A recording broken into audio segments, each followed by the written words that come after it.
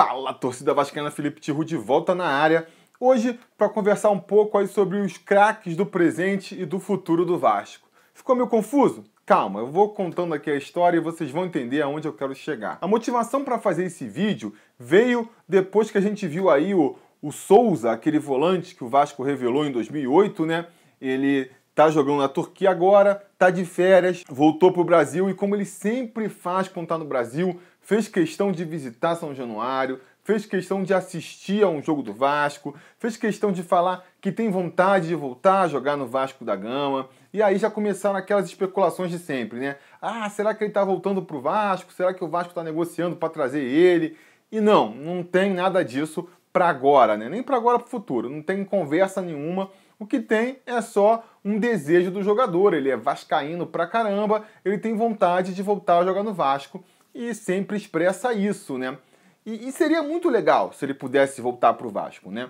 Eu acho muito legal essa coisa dos jogadores que foram formados no Vasco ou que se destacaram no Vasco no passado, poder voltar pro clube, poder encerrar a carreira no clube. Não só é uma coisa bonita, né? Uma relação que se cria entre o jogador e o torcedor, que é bem bacana, como hoje em dia seria aí a única possibilidade, né, do Vasco trazer um jogador um pouquinho melhor qualificado quando está disputando com outros grandes do futebol brasileiro. Porque pensa comigo, qual é o atrativo do Vasco hoje para um jogador de futebol? Um jogador de futebol que está na Europa, quer voltar para o Brasil, aí 2 ou 3 clubes grandes do Brasil se interessam pelo jogador. Por que esse jogador, entre esses clubes, vai escolher o Vasco? O Vasco não é um dos clubes que tem mais dinheiro, não pode oferecer um melhor salário que os outros para o jogador. Não é um clube que possa oferecer infraestrutura, não tem sequer um centro de treinamento para oferecer para os jogadores, tem que ficar treinando em campo anexo, treinando em sala debaixo da arquibancada, então também não tem estrutura. E não tem também uma equipe competitiva, né? Não dá para falar para o jogador, vem para cá que você vai disputar Campeonato Brasileiro, vem para cá que você vai disputar Libertadores, porque a realidade do Vasco também está longe de ser essa. Então, o apelo que o Vasco tem é com jogadores que já passaram pelo Vasco, falar, pô, você sabe que o clima aqui é legal, a torcida gosta de você, por que você não vem pra cá? Vai ser uma história bonita, né? Isso ainda pode convencer alguns jogadores, ainda mais se eles forem identificados com o Vasco e forem vascaínos, isso pode convencer. Agora, isso também só influencia até um certo limite, né? Se a discrepância for muito grande, aí não vai ter amor que faça o jogador vir pro Vasco, ele vai acabar preferindo uma oferta que seja melhor profissionalmente para ele. Então, meu medo em relação ao Souza, por exemplo, é que daqui a uns anos, quando se encerra aí o ciclo dele na Europa, ele queira voltar para o Brasil, ele acabe voltando para um São Paulo ou para um Grêmio, que foram clubes onde ele já jogou também, e onde também se destacou, ele vai acabar preferindo. Gosto do Vasco, mas eu vou para o São Paulo, que eu tenho uma estrutura melhor, eu vou para o Grêmio, onde eu vou ganhar um pouco mais. E aí, como é muito vascaíno, pode até acabar voltando para o Vasco, mas aí já lá no finalzinho da carreira mesmo, quando viria mais para um gesto simbólico do que necessariamente para contribuir com o time ainda, né? Então meu medo para o futuro é que o Vasco não consiga nem sequer atrair esses jogadores, que nem o próprio Souza, que nem o Alex Teixeira, que nem o Felipe Coutinho, jogadores que são vascaínos, jogadores que têm um talento imenso, que poderiam contribuir com o Vasco ainda, mas que o Vasco precisa do mínimo de condições para atrair esses jogadores para cá. Porque a gente está vendo aí recentemente que talvez nem isso a gente consiga, né?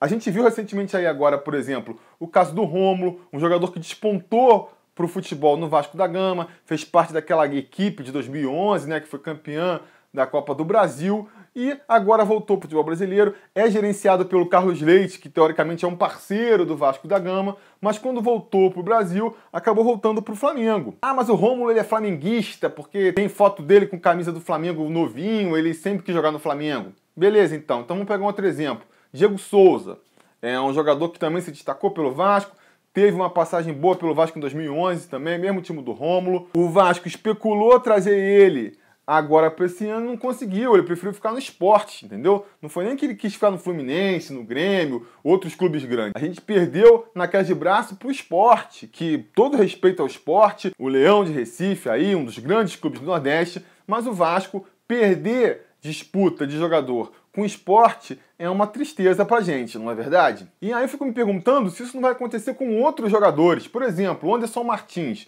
Parecia que vinha pro Vasco, mas a história tá se enrolando, a gente não sabe mais se vem ou se não vem, já estão suspeitando de que ele possa ir pro Corinthians, que ele possa ir pro Atlético Mineiro.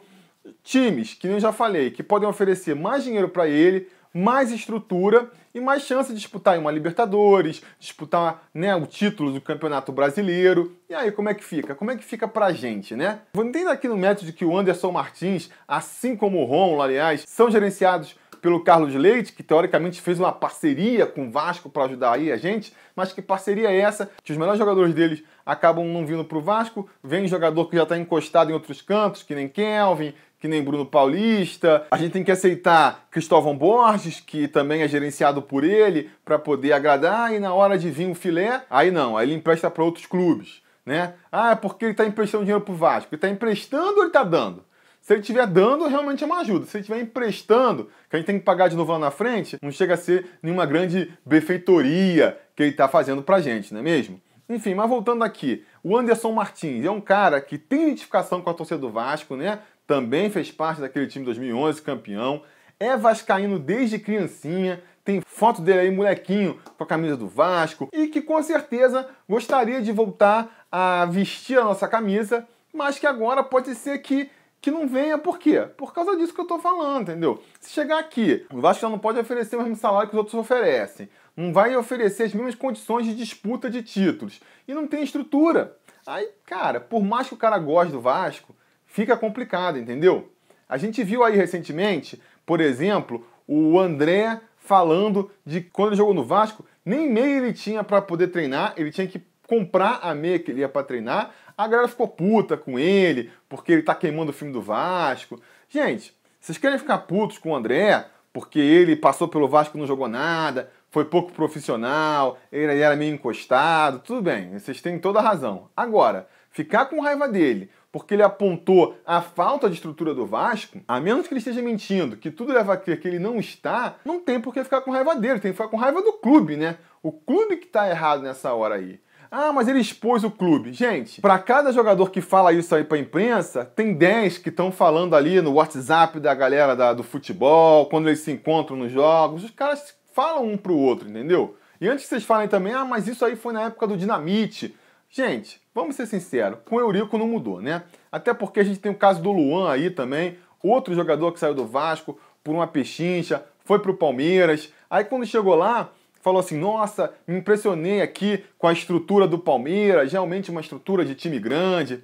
Aí teve gente que já ficou ofendida porque ele estaria diminuindo o Vasco. Cara, ele não está diminuindo o Vasco. Alguém tem como questionar que o Luan é vascaíno pra caramba, chorou, ficou chateado quando saiu do Vasco, né? Mas só que o cara chega lá. Então, de repente, ele tá aqui. Tem que ficar treinando debaixo da arquibancada para poder aplicar um gelo, vai fazer uma fisioterapia num puxadinho ali do lado do estádio. Aí, de repente, ele vai lá pro Palmeiras, os caras têm um centro de tratamento, todo moderno, montado, arquitetado para ser aquilo ali mesmo, nada improvisado. Você acha que o cara não vai se impressionar? Pô, é normal do ser humano, entendeu? E aí, e você acha que daqui pra frente, vamos supor, daqui a um ano, o Palmeiras se interessa por um Caio Monteiro, se interessa aí por um Paulo Vitor. Você acha que os caras não vão ligar? E aí, Luan, o Palmeiras está interessado aqui no meu futebol, será que vale a pena ir pra aí?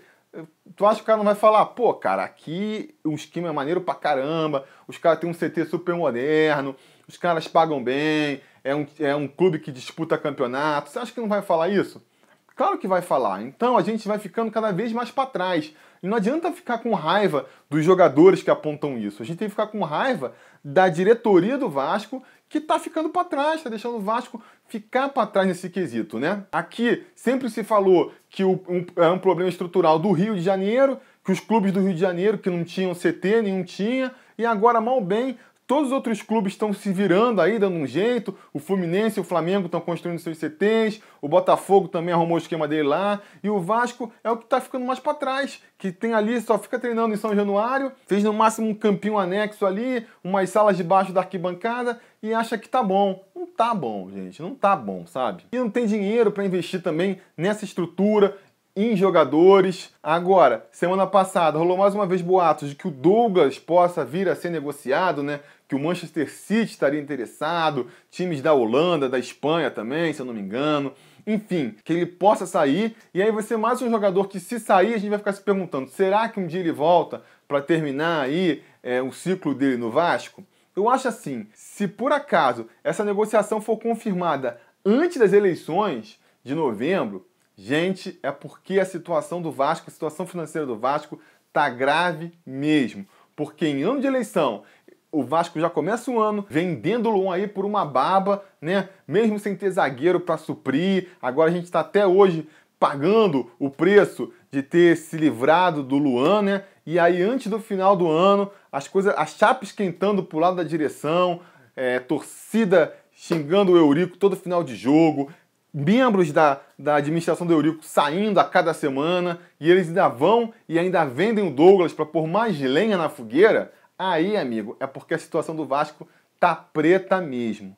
E se não sair até novembro, do jeito que a coisa vai, logo depois das eleições vai ser vendido. Fique o Eurico ou não. Porque a situação do Vasco, do dinheiro, tá preta, a grana tá curta. Saiu reportagem essa semana também explicando que 78% da renda do Vasco vem da Globo, de dinheiro que o Vasco já antecipou até 2024, o Vasco já antecipou a grana, não tem mais de onde tirar. O Eurico não consegue patrocínios mais fortes, a gente sabe disso, desde que ele vacilou brabo lá com o Nations Bank, que o Eurico não consegue trazer um patrocínio decente pro Vasco, então não vai ser de patrocínio que vai vir dinheiro também. Então, vai ter que vender jogador, entendeu? Eurico reeleito, o Douglas vai sair rapidinho, eu tenho certeza. Outro presidente vindo pro Vasco, ou ele vai vir com uma carta na manga aí, muito rápida de fazer, e antes que falem de Júlio Brandt com Crefisa, eu não acredito nisso, eu não acredito, acho difícil de uma administração nova chegar já com patrocínio debaixo do braço, acho que vai demorar um tempo para o mercado sentir que o Vasco voltou a ficar sério, né? E até lá, o Vasco vai precisar de dinheiro rápido, vai ter que acabar vendendo o Douglas. Infelizmente, essa é a realidade que eu vejo. Eu só espero que, sendo uma administração nova, que reestruture o Vasco, a gente possa, pelo menos no futuro, criar as condições aí, correr atrás do prejuízo, para poder criar as condições para, no futuro, atrair, pelo menos, esses jogadores que foram formados no Vasco ou que surgiram, que se destacaram, tiveram bons momentos no nosso clube, né? Acho que, pelo menos com isso, a gente tem que contar para o futuro, né? Já que, nos outros quesitos, por enquanto, pelo menos, a gente está ficando muito para trás dos outros times grandes do Brasil. Tá certo? Essa é a minha impressão sobre a situação. Foi aqui um misturado de vários pontos que eu tenho visto aí na imprensa e eu queria conversar com vocês. Eu quero saber agora a opinião de vocês sobre tudo isso que eu falei. Digam aí nos comentários, então. Não se esqueçam de curtir esse vídeo para eu saber se vocês gostam desse tipo de conteúdo. Assinem o canal caso ainda não tenham assinado. E a gente vai se falando.